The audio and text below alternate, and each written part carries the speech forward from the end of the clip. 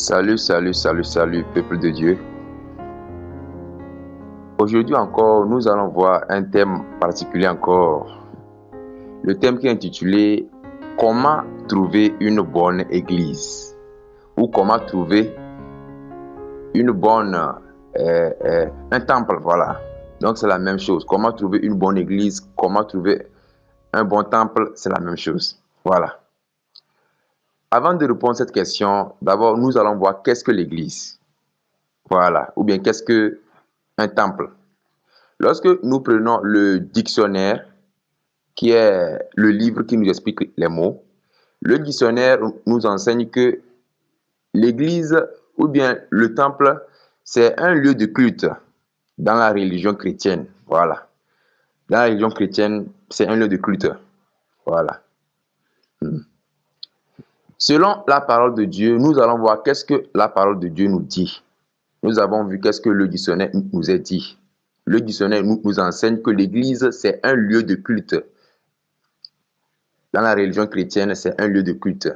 C'est-à-dire un lieu bâti en bâtiment. C'est-à-dire que un lieu comme le bâtiment où les gens vont un jour spécial pour adorer le Seigneur. Voilà. Comme souvent, c'est le dimanche que tout le monde se rassemble à l'église. Voilà. Maintenant, selon la parole de Dieu, nous allons voir qu'est-ce que la parole de Dieu nous dit sur l'église. C'est là-bas quand nous lisons 1 Corinthiens chapitre 6, le verset 19. 1 Corinthiens chapitre 6, verset 19 dit là-bas: Ne savez-vous pas que votre corps est le temple du Saint-Esprit qui est en vous? On s'arrête là-bas. La parole de Dieu nous enseigne que l'église ou bien le temple même en réalité, c'est nous-mêmes les hommes. C'est nous-mêmes les hommes. Ce n'est pas les temples en pierre, c'est nous-mêmes les hommes qui sommes l'église. Voilà. Donc c'est en ça que nous allons encore continuer cette révélation en lisant Jean 4. Jean chapitre 4, les versets suivants, 20, 21, 23 et 24. Maintenant, quand nous lisons Jean chapitre 4, le verset 20, nous voyons que d'abord, l'histoire est entre le Seigneur Jésus-Christ et une femme samaritaine. C'est dans leur conversation que nous allons découvrir certaines révélations qui nous aident sur notre sujet. Maintenant, quand nous lisons Jean 4, verset 20, Jean 4, verset 20 dit: Nos pères ont adoré sur cette montagne. Ici, c'est la femme samaritaine qui parle comme ça, qui est en train d'adresser la parole à Jésus-Christ en disant, dans Jean 4, verset 20, Nos pères ont adoré sur cette montagne. Et vous dites, vous, que le lieu où il faut adorer est à Jérusalem. Donc, la femme samaritaine dit à Jésus-Christ que nos pères, leurs pères ont adoré sur cette montagne. Parce qu'avant, l'adoration était liée à une montagne. Comme avant, dans l'Ancien Testament, on adorait Dieu sur une montagne comme Horeb, sur le mont Sinaï. Voilà. Et vous dites que le lieu où il faut adorer est à Jérusalem. Donc, avant aussi, on adorait aussi le Seigneur aussi à Jérusalem, avant dans l'Ancien temps. Maintenant, ce que le Seigneur répond à cette femme, pour appuyer que notre adoration, ce n'est pas dans un bâtiment en pierre, mais c'est nous-mêmes, notre vie. Notre vie, c'est notre vie, notre manière de vivre, c'est ça qu'est l'Église. C'est ce que le Seigneur veut enseigner cette femme samaritaine en disant dans Jean 4, verset 21. Femme, lui dit Jésus, crois-moi, l'heure vient où ce ne sera ni sur cette montagne, ni à Jérusalem que vous adorez le Père. Voilà. Et maintenant, 23 nous enseigne, 23 et 24 dit maintenant, mais l'heure vient et elle est déjà venue, où les vrais adorateurs adoreront le Père en esprit et en vérité. Vous voyez? Car ce sont là les adorateurs que le Père demande.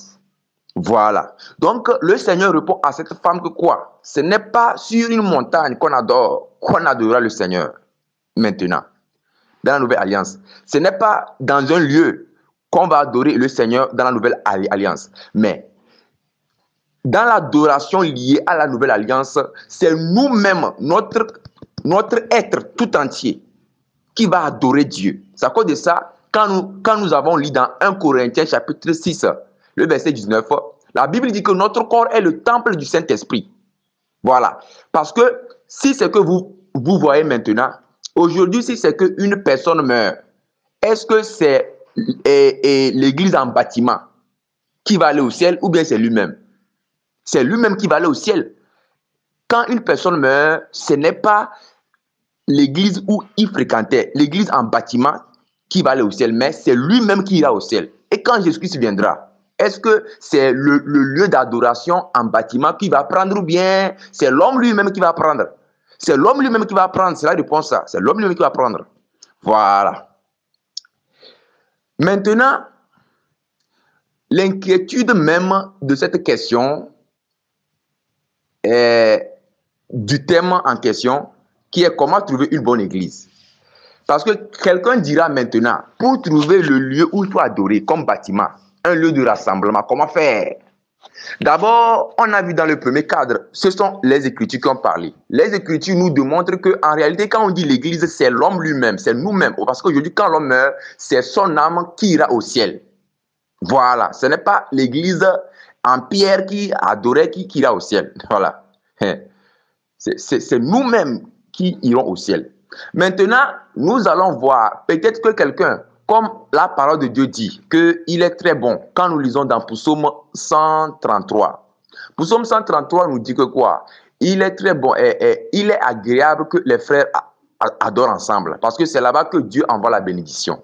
C'est vrai, parce que quand nous prenons les avantages qui est lorsque on se rassemble en un lieu pour adorer, les avantages est que quoi? Chacun apprend de l'autre.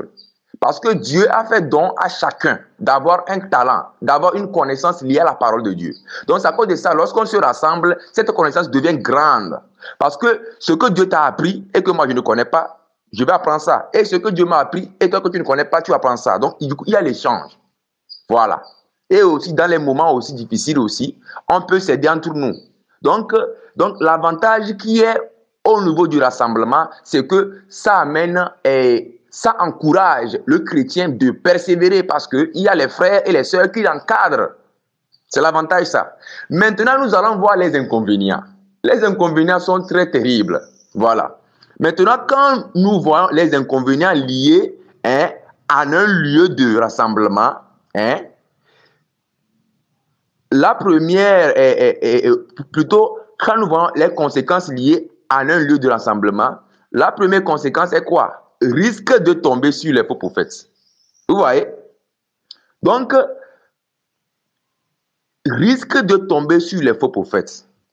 Vous allez voir que la parole de Dieu nous exhorte au niveau des faux prophètes. Vous allez voir que quelqu'un qui m'écoute aujourd'hui, il est en train de se promener d'église en église, d'église en église, d'église en église.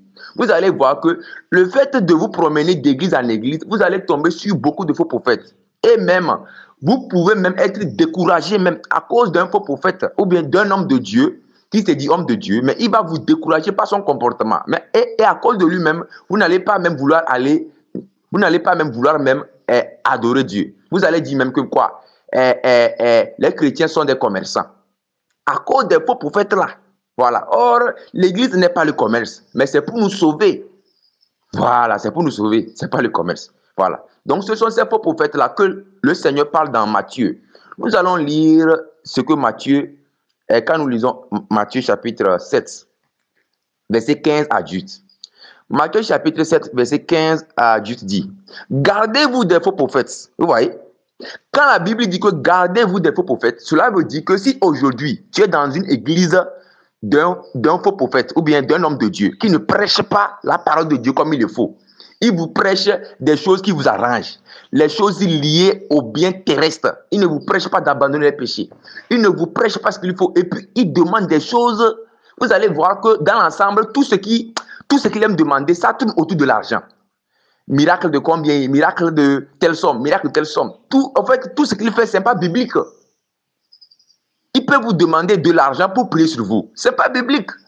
Donc, si vous êtes dans une église, que vous remarquez que dans l'ensemble, ce que l'homme de Dieu fait, vraiment, un homme de Dieu ne peut pas le faire. Voilà. comme je vous ai parlé, que tout ce qu'il fait, ça tourne autour de l'argent. L'argent. Quelque chose, là, en fait, tout ce qu'il fait là, ça tourne autour de l'argent. Miracle de l'argent, donne telle somme, donne telle somme. Vous allez voir qu'en réalité, il n'y a pas ce qu'on appelle, ça dit que tout tourne autour, et ça dit que des choses qui ne cadrent pas avec la parole de Dieu. Voilà. Donc, c'est ce que la Bible dit, que gardez-vous des faux prophètes. Quand vous lisez Matthieu 7, verset 15.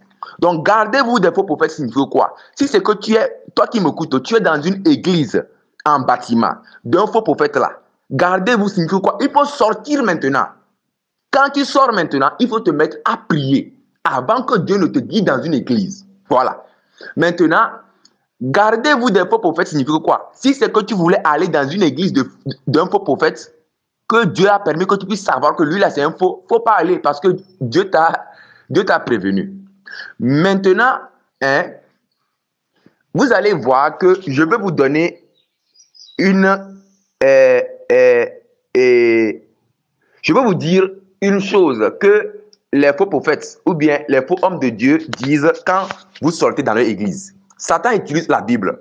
Nous allons lire Hébreux 10, 25. Vous allez voir. Vous allez voir que lorsque vous allez sortir de leur église, ils vont envoyer certaines personnes pour vous parler. Quand vous lisez maintenant Hébreux 10, verset 25. Hébreux 10, verset 25 dit: N'abandonnez pas notre assemblée, comme c'est la coutume de quelques-uns, mais exhortons-nous réciproquement, et cela d'autant plus que vous voyez s'approcher le jour. Donc, quand vous sortez dans une église d'un faux prophète, il va envoyer les gens de venir vous parler. Et quand ces gens-là viendront là, ils vont vous donner ce verset de Hébreux 10, verset 25. Ils vont te dire que tu as abandonné l'assemblée. Maintenant, c'est à cause de ça, la parole de Dieu, il faut le comprendre dans le sens que Dieu parle. Il y a une chose, ce verset s'applique dans le cas où tu es dans une église qu'on te prêche la vérité totale. On te prêche le changement de ton cœur. Il faut abandonner les péchés liés à ton cœur. Il faut abandonner les péchés liés à ton corps. Parce que tu ne peux pas t'habiller, tu ne peux pas te dire chrétienne, tu t'habilles comme tu veux, tu as beaucoup de choses activées sur toi.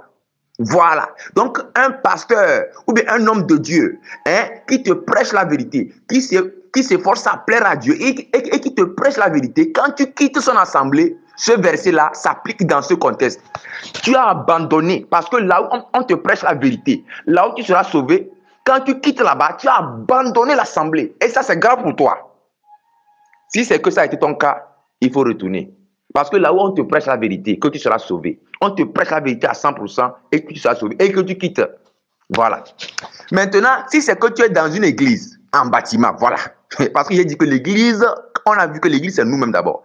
Et c'est que tu es dans une église en bâtiment ou bien dans un lieu de rassemblement, et que là-bas, on ne te prêche pas la vérité, on te dit des choses, et puis toi-même, tu remarques les choses qui sont floues. Il faut quitter là-bas. À cause de ça, la Bible dit, gardez-vous des faux prophètes. Et la Bible dit quoi? Quand vous lisez, vous les reconnaîtrez à leurs fruits. Quand vous lisez Matthieu 7, 15 à 18, à leurs fruits, c'est quoi? Il y a des choses qu'un homme de Dieu ne doit pas faire. Il y a des choses que quand vous voyez ça dans la vie d'un homme de Dieu, vous vous demandez, est-ce que ça là, oh, un homme de Dieu peut faire ça? Voilà. C'est à cause de ça, la Bible dit que vous les reconnaîtrez à leurs fruits. C'est à cause de ça, si c'est que tu es dans leur église, il faut quitter. Quand tu vas quitter là, je vous ai prévenu qu'ils vont utiliser le verset de Hébreux 10, 25, qui ne s'applique pas au cas où tu quittes une mauvaise église. Quand tu quittes une mauvaise église en bâtiment ou bien un lieu de rassemblement mauvais, tu vas voir que ce verset ne s'applique pas là-bas. Là-bas, c'est gardez-vous qui s'applique là-bas. Mais quand tu quittes une église de vérité où on te prêche la vérité, on te prêche comment marcher avec Dieu. Quand tu quittes là-bas, tu as abandonné maintenant. Vous voyez? Maintenant, nous allons voir une chose. Si c'est qu'aujourd'hui, tu n'es pas dans une église, comment faire maintenant? Comment faire? Il faut te mettre à prier, demander Dieu. Parce que c'est Dieu qui connaît que dans la localité que tu es, quelles sont les personnes qui se rassemblent et qui sont dans la vérité. Donc, il faut le mettre en prière. Maintenant, en priant Dieu, Seigneur Jésus-Christ, aide-moi à trouver un rassemblement selon la vérité. Le Seigneur peut te parler à travers un rêve ou bien un songe pour te montrer le lieu que tu dois adorer. Le Seigneur peut te parler à travers un songe. Voilà. Maintenant, ou bien le Seigneur peut amener quelqu'un pour t'inviter. Mais attention, si quelqu'un vous invite, vous allez voir que Dieu est grand. Si c'est que quelqu'un veut vous inviter dans une église et que cette église ne vient pas de Dieu, Dieu va faire que vous allez savoir que l'église là, c'est pas lui qui a permis que cette personne t'invite. Vous allez voir que comme Dieu peut passer par ses enfants pour inviter d'autres enfants à aller dans un rassemblement de vérité, Satan aussi peut amener aussi certaines personnes aussi à venir tromper. Parce que Satan sait que, cette personne-là, il aime Dieu. Donc, je veux l'amener là où on prêche le mensonge pour le détruire. À cause de ça, quand quelqu'un vous invite, il dit que, dans mon église, tu vas voir, le pasteur est comment, il commence par parler, que, dans mon église, il commence par vanter l'église là. Ne t'inquiète pas, tu vas voyager, tu vas faire... Non, faut pas aller, non. Dieu n'est pas un Dieu de voyage, de vantardisme, non. Dieu n'est pas venu pour nos voyages, etc. Non. Tout le monde, en fait, chaque jour qu'il fait même là, tous nos déplacements, même, c'est semblable aussi à un voyage. Ce n'est pas à cause du voyage, d'aller ici, hein, ou bien des mariages, ou bien de la prospérité, les maisons. Non. Dieu ce que Dieu veut pour nous, c'est le salut de notre âme. Donc, quand quelqu'un t'invite, il commence par faire on dit quoi? Les acapellas. Vanter son église, il ne peut pas aller. Non, Dieu n'est pas un Dieu de vantard. Voilà. Voilà. Mais il sait qu'on t'a invité et que tu es parti là-bas et que tu as vu que vraiment tout ce qui s'est fait, c'est bon. Là, il faut savoir que c'est Dieu. Voilà. Et même quand bien même que tu vas dans une église, par exemple, je vous ai parlé que quand vous priez, Dieu peut vous parler en songe. Ou bien Dieu peut amener quelqu'un pour vous conduire dans là où on adore en esprit et en vérité. Mais toute chose, regardez et discernez pour voir est-ce que c'est Dieu. Et je vous ai dit que quoi, si quelqu'un commence par vanter son église, dans mon église, c'est quoi? C'est la puissance seulement.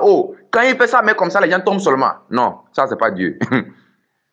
Le pasteur n'est rien. Et pourquoi il va vanter le pasteur pour dire que quand il fait ça, mais comme ça, les gens tombent seulement. Non, c'est Jésus-Christ qui fait les miracles. Le pasteur n'est rien. Et combien de faux prophètes vont chez les marabouts pour pouvoir chercher les trucs sombres et faire les gens vont tomber. Oui, avec un démon, on peut faire tomber les gens. Donc c'est ça, donc faites attention.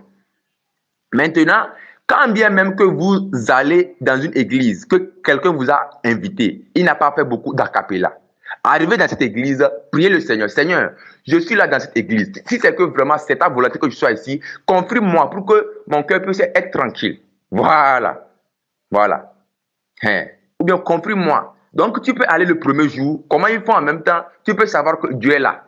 Si c'est que Dieu n'est pas là, arrivez aussi là. Dieu aussi, les choses que le pasteur cache, ou bien les choses que le pasteur cache, Dieu va faire que Dieu va te révéler le cœur du pasteur. Le pasteur arrivé, il sait que c'est dans une église que c'est l'ennemi qui t'a piégé. Dieu va te révéler le cœur du pasteur. Et tu vas savoir que un pasteur ou bien un homme de Dieu ne peut pas faire ça. Et tu vas quitter. Maintenant, si c'est que Dieu ne t'a pas répondu à ta prière, il ne t'a pas parlé en songe, il n'a pas envoyé quelqu'un pour pouvoir, ou bien quelqu'un n'est pas, voilà, Dieu ne t'a pas parlé en songe, quelqu'un n'est pas venu pour pouvoir t'inviter, pour que tu puisses voir est-ce que c'est Dieu ou bien c'est Satan là. Ne bouge pas, reste chez toi. Reste chez toi et lis la Bible et pratique ce qui est écrit. Écoute les enseignements comme ça. Il y a plein d'enseignements qu'on enseigne sur l'internet, tu peux l'écouter et ça va te sauver aussi.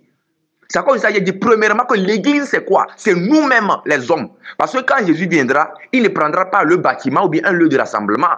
Mais ce sont les hommes qui iront au ciel. Voilà. Donc c'est ça. Maintenant, je vais donner une chose que les gens font et ce n'est pas bien devant Dieu. Les gens disent que maintenant quoi? Les gens regardent le nombre. Vous n'êtes pas beaucoup. Donc ça veut dire que Dieu n'est pas là. Non. Ce n'est pas parce que les gens sont beaucoup, les gens ne sont pas beaucoup que Dieu n'est pas là. Regardez ce que la parole de Dieu nous dit. Quand nous lisons Matthieu chapitre 18-20. Matthieu 18, chapitre 18, verset 20 dit que quoi? Car là où 2 ou 3 sont assemblés en mon nom, je suis au milieu d'eux. Je répète encore ce verset et je vais essayer de vous expliquer. Que Matthieu 18, 20. Car là où 2 ou 3 sont assemblés, dans la vérité, oui, dans la vérité, en mon nom, je suis au milieu d'eux. Donc, le Seigneur nous dit que là où 2 ou 3 personnes sont assemblées, dans la vérité, j'ai mis la vérité pour que vous puissiez comprendre. Dieu n'est pas là où il n'y a pas la vérité. C'est là où il y a la vérité. Hein? Si c'est deux personnes qui sont là, il y a la vérité, Jésus-Christ est là. Si c'est que c'est trois personnes, c'est quatre personnes, cinq personnes, il y a la vérité, Jésus-Christ est là. Jésus-Christ n'est pas là forcément là où il y a 1000 membres, il y a plusieurs membres. 2000 membres, on dit que le pasteur là, il a beaucoup de membres. Si Jésus-Christ n'est pas là, ce sont des membres dont ça ne change rien. Donc, Dieu ne regarde pas le nombre. Si c'est que le nombre est peu et que ces personnes marchent dans la vérité, Dieu est là. Si c'est que le nombre est moins peu et que ces personnes marchent dans la vérité, il est là. Si le nombre est grand et que cette personne marche dans la vérité, il est là. Donc, faites attention à ceux qui regardent le nombre. Voilà.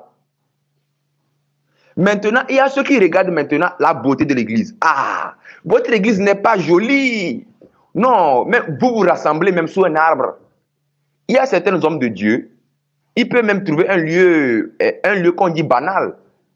Vous pouvez vous rassembler peut-être sous un arbre, ou vous pouvez vous rassembler sur ce que, en fait, vous pouvez trouver là où il y a l'ombre pour vous rassembler, peu importe le lieu. Vous allez voir que Jésus-Christ, il prêchait, parfois il prêchait même dans la barque, dans la mer. Quand les gens sont là, il s'éloigne, il est dans la barque et puis il prêche. Parfois c'est sur la montagne qu'il prêche. Parce que quand on dit l'église, c'est lui-même qui est l'église. C'est lui-même Jésus-Christ. Et maintenant, quand il prêche maintenant, il transmet maintenant la valeur ou bien une bonne vie, la vie éternelle à ce qu'il écoute. Maintenant, le lieu de rassemblement maintenant, peu importe que ça soit quelque part que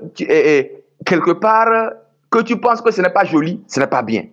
Voilà. Ce n'est pas une belle église en bâtiment qu'on a sauvé. Aujourd'hui, à quoi nous sert maintenant? Si c'est que tu es parti dans une église d'un pasteur, son église en bâtiment est jolie et qu'à la fin, tu perds ton âme.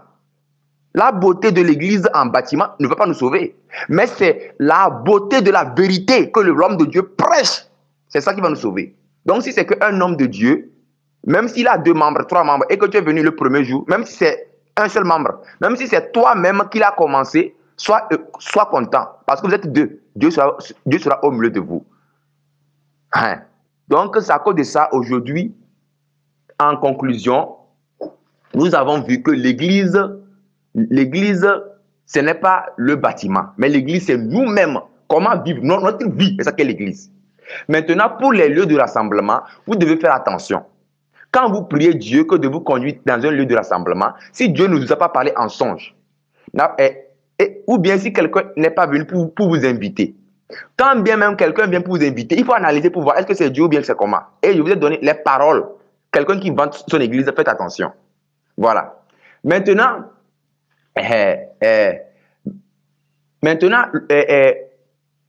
les autres points qu'on a vus, attention à ceux qui regardent le nombre, que vous n'êtes pas beaucoup, et à ceux qui regardent la beauté du bâtiment, du lieu du rassemblement.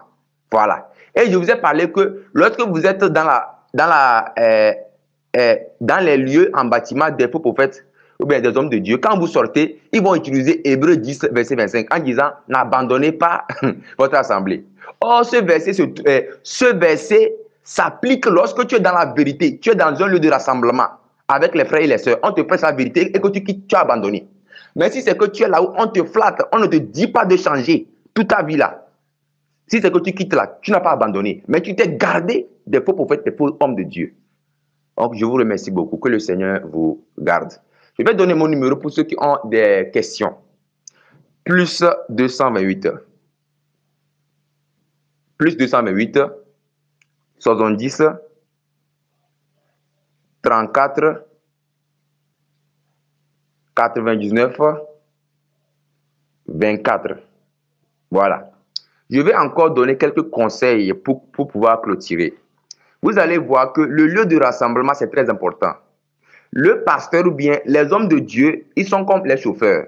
Si un homme de Dieu, même vous allez voir qu'il y a parfois certains hommes de Dieu. C'est vrai que Dieu l'a appelé. Dieu l'a appelé dès le début, il commence par prêcher la vérité. Arrivé un temps, il commence par prêcher autre chose qui n'est pas biblique. Vous devez faire attention. Quelqu'un qui est vrai dans la vérité, un homme de Dieu qui est dans la vérité aujourd'hui, peut demain seulement être dans le mensonge et prêcher autre chose. Ou bien, il peut faire un temps en prêchant la vérité. Arrivé un temps, il commence par dérailler. Or, si nous, les hommes de Dieu, on déraille, on va commencer par prêcher les choses qui ne cadrent pas. Et ça va vous amener en enfer. Parce que notre prédication n'est pas selon ce qui est écrit, la sainte doctrine. C'est à cause de ça, quand vous lisez Galates, chapitre 1, verset 8. Galates, chapitre 1, verset 8, dit que quoi? Galates, chapitre 1, verset 8, dit que quoi? Mais, vous allez voir ce que Paul qui a écrit les épîtres par la grâce de Dieu. Regardez ce que Paul dit dans ces épîtres. Ce que Paul dit, ce n'est pas l'amusement. Paul dit dans Galates chapitre 1, verset 8. Il dit, mais quand nous-mêmes, quand un ange du ciel annoncera un autre évangile que celui que nous vous avons prêché, qu'il soit anathème.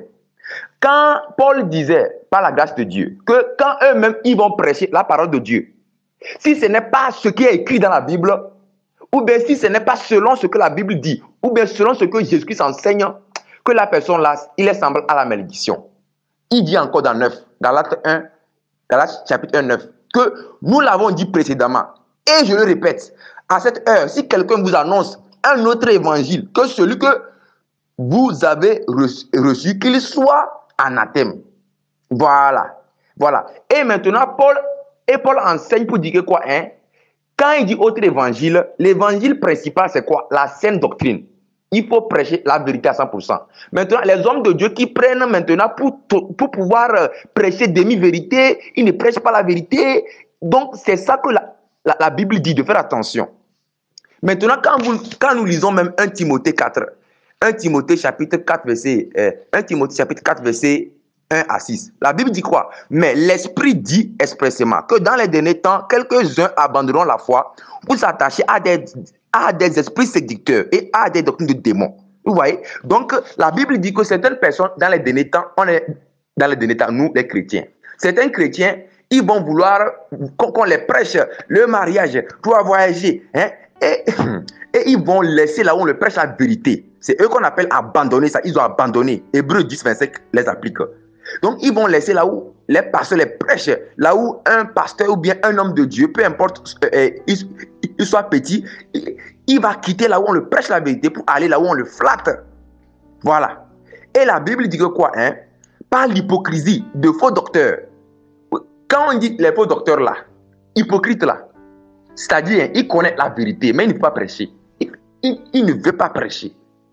Quand vous lisez Romains chapitre 1, la Bible dit quoi? Romains chapitre 1, vous allez voir qu'il y a un verset qui dit quoi? La colère de Dieu se révèle contre toute personne qui retient la vérité captive. C'est-à-dire qu'il connaît la vérité, mais il ne veut pas prêcher comme il se doit. C'est eux que la Bible dit que gardez-vous des faux hommes de Dieu. N'allez pas là-bas. Et vous allez voir que dans les doctrines anti-bibliques ou bien dans les doctrines de démons, nous avons vu qu'il y a plusieurs branches. Bien que le salut soit en Christ, bien que le salut soit en Jésus-Christ, vous allez voir que le diable a créé premièrement beaucoup de religions. Mais c'est Jésus-Christ qui est le chemin. Bien que Jésus-Christ est le chemin, il y a beaucoup de doctrines. Vous allez voir que beaucoup de personnes disent que le catholicisme, c'est la première église. C'est faux. L'église a commencé au temps de Jésus. Au temps de Jésus et les apôtres. C'est après tout que le catholicisme est sorti avec l'adoration des statues, des choses des statues. Et que quand vous lisez Deutéronome 4, 15, 16, la Bible dit que quoi? De ne pas faire une figure. Mais on voit les statues de la Vierge Marie, les statues. Quand vous lisez Exode 20, verset 4, Exode 20, verset 4 dit que quoi? Ne faites pas une image taillée. Voilà. Donc, à cause de ça, vous allez voir que j'ai pris un exemple. L'église catholique n'est pas la première église. L'église, c'est la Bible. C'est dans la Bible. Voilà. Donc, c'est au temps de Jésus que l'église a commencé. Dans les maisons, etc. C'est après tout que le catholicisme est sorti. Maintenant, après le catholicisme, il y a eu maintenant des divisions. Ceux qui ne veulent pas marcher avec les statues des Vierges Marie, ils sont sortis et il y a eu le mouvement protestant. Et à chaque fois, il y a des divisions, C'est à cause de ça que vous allez voir qu'il y a plusieurs dénominations. Maintenant, Satan aussi, il y a les faux prophètes que Satan a mené beaucoup. Mais c'est à cause de ça aujourd'hui, quand on dit l'église même là, c'est où est la vérité? L'église, c'est ce que la Bible nous dit. On n'a qu'à pratiquer ce que la Bible nous dit. Si on n'a pas trouvé, si on a demandé Dieu un lieu de rassemblement qu'on n'a pas trouvé, restons à la maison pour notre sécurité spirituelle qu'il ne faut pas jouer. Donc c'est ça. Donc merci beaucoup. Donc je redonne encore mon numéro, plus 228 70 34 99 24. Si vous avez les questions, je suis disponible.